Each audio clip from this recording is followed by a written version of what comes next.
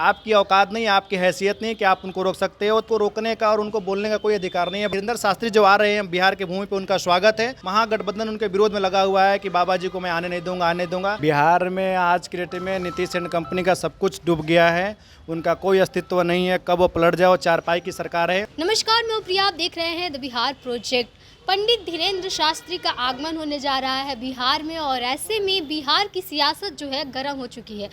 तेज प्रताप यादव ने जब से ये कहा कि वो पंडित धीरेन्द्र शास्त्री का एयरपोर्ट पे घेराव करेंगे, तब तक जब तक वो ये नहीं बोलते हिंदू मुस्लिम सिख ईसाई आपस में भाई भाई, इसके बाद लगातार बयान जो है वो आरजेडी नेताओं के आने लगते हैं कि वो हिंदू मुस्लिम करते हैं, चाहे फिर वो जगदानंद सिंह हो या फिर अन्य नेता हो, सबके बयान आते हैं।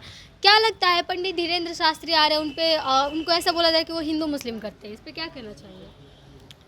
हिंदू मुस्लिम का विषय नहीं है। पंडित धीरेन्द्र शास्त्री जी जो बिहार में आ रहे हैं कथा करने के लिए, राम कथा करने के लिए, जो हनुमंत कथा करने के लिए, हमारी सनातन की परंपरा रही है, हम लोगों का एक कर्तव्य रहा है कि धर्म का उपदेश करने के लिए। लेकिन जैसे आप बता रहे हैं और मैं भी सुन रहा हूँ 2-4 दिनों से कि जगदानंद जी जो प्रदेश के अध्यक्ष है शायद आरजेडी के, शायद, और तेज प्रताप जी की मैं आने नहीं दूंगा, तेजस्वी सेना बनाई हुई है। तो उनके पिताजी ने भी पहले रोकने का काम किया है। जो अटल जी ने, जो लाल कृष्ण अडवाणी जी ने जो रथ यात्रा निकाले तो उनके भी समस्तीपुर उन्हें रोका था। लेकिन अभी देश का दिशा और दशा दोनों बदल चुका है। अगर वो ऐसा सोचते हैं कि मैं रोकूंगा तो उनकी भूल है, और इस प्रकार बिहार की जनता सहन करने की अपेक्षित नहीं है, अब सहन नहीं कर सकता है। और उनको रोकने का और उनको बोलने का कोई अधिकार नहीं है। भारत है और भारत में कोई भी कहीं भी जा सकता है, कहीं भी आ सकता है। रही बात आपका हिंदू मुस्लिम का, तो भारत, साधु संतों ने हमेशा भारत के देश 2 चीज़ों का प्रधान रहा है, कृषि और ऋषि प्रधान।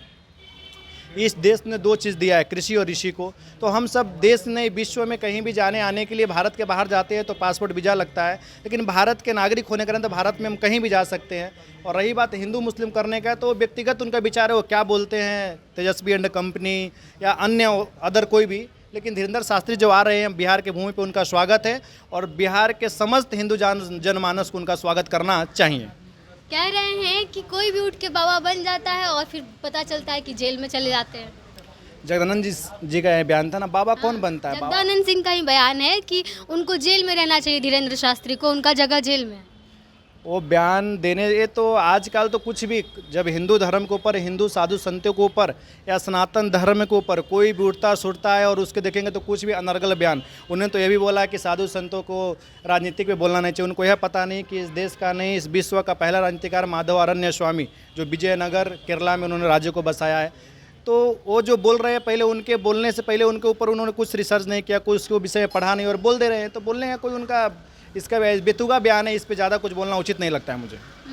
पप्पू यादव कह रहे हैं कि धीरेन्द्र शास्त्री अगर इतने ही संत हैं, चमत्कारी हैं, तो गरीबों में क्यों नहीं बांट देते अपना सब कुछ, क्यों नहीं गरीब को अमीर बना देते हैं? उनको पता होना चाहिए, हर एक वर्ष वह 100-150 गरीब कन्याओं का विवाह कराते हैं। वो कथा का दक्षिणा भी जैसे सामूहिक तौर पे नहीं लेते, जो उनको वहाँ भेंट करते हैं बागेश्वर धाम में, जो दान पेटी में आता है उसी के द्वारा समाज की सेवा करते हैं। और साधु संतों का कार्य ही समाज की सेवा करना, चाहे वो जिस माध्यम से करे। कथा के माध्यम से भी उनके यहाँ देखिए कथा हो रहा है, कितने लोग 100-150 लोग उनके साथ चलते, सबका पेट भर रहा है, उसके द्वारा उनके परिवार का पालन कर रहा है। तो ये रही बात, जिसके जो माध्यम है वो कार्य कर रहे हैं, वो सेवा कर रहे हैं, ऐसा नहीं कि नहीं कर रहे हैं। रही बात मुख्य आपके कि बिहार में आ रहे हैं और बिहार में तेजस्वी एंड कंपनी पूरे मतलब महागठबंधन उनके विरोध में लगा हुआ है कि बाबा जी को मैं आने नहीं दूंगा, आने दूंगा। आपकी औकात नहीं, आपकी हैसियत नहीं कि आप उनको रोक सकते हो। 13 तारीख को आ रहे हैं और 5 दिनों तक बिहार की पावन भूमि पर उनकी हनुमान जी कथा भी होगी और पुनः बिहार से सुनिश्चित रूप से वो वापस भी जाएंगे। तो घेराव करने का बोल रहे हैं, तो क्या लगता है दिक्कतें आएंगी बाबा के आने में? मुझे नहीं लगता दिक्कत आएंगे। बिहार के समस्त हिंदू जनमानस से उनके स्वागत में है और किसी प्रकार कोई दिक्कत नहीं, प्रशासन है उसमें, तो ऐसा कुछ मुझे नहीं लगता ये कुछ गलत होगा। और लॉ एंड ऑर्डर लगा रहे हैं कि आप लोग जो है चुनाव से पहले ये सब एजेंडे खेल रहे हैं हिंदू धर्म का वोट पाने के लिए। ऐसा कुछ नहीं है, या उनका बोले वो कुछ। आप लोग की स्थिति खत्म हो चुकी है इसलिए डर गए हैं, तो धीरेन्द्र शास्त्री को बुलाया। बिहार में आज की डेट में नीतीश एंड कंपनी का सब कुछ डूब गया है, उनका कोई अस्तित्व नहीं है। कब वो पलट जाओ, चारपाई की सरकार है, कब गिर जाए वो तो बेतुका बयान है और अनर्गल बयान। जब बत्ती जब बुझता है तो बहुत चरचर करता है, वो हाल नीतीश जी का हो तो कुछ भी बोल सकते हैं।